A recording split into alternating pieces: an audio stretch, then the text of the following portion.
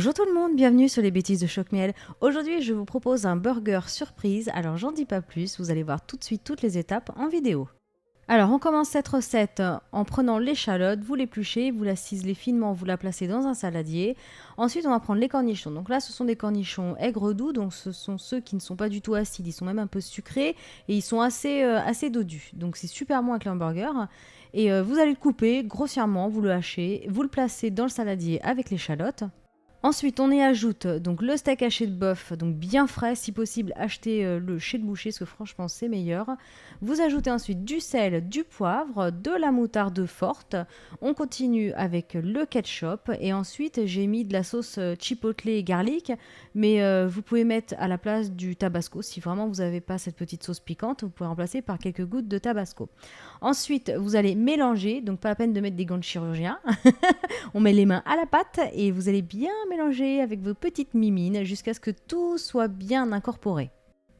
Donc voilà le résultat quand tout est bien mélangé. Donc ce steak haché, cette boule de steak haché, vous allez la répartir en 3 parts égales à peu près. Donc là, je vous préviens, ce sont des gros steaks, ce sont pour des gros mangeurs, c'est pour un gros burger, donc c'est vraiment pour faire un bel effet.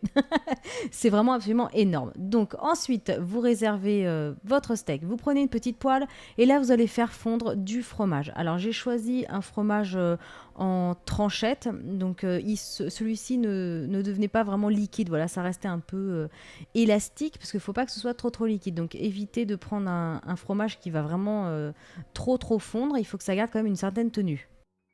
Donc quand votre fromage est prêt, vous le laissez dans la poêle, vous le réservez et ensuite on va reprendre donc nos steaks. Donc vous allez faire ces fameuses 3 boules, vous allez creuser avec vos 2 pouces donc dans le milieu et là vous y placez donc une partie du fromage. Donc pareil, le fromage vous le coupez en 3 parts et vous en mettez voilà à l'intérieur, au cœur du steak haché et vous refermez la boule et ensuite vous allez simplement l'écraser un petit peu pour lui donner cette forme donc de galette.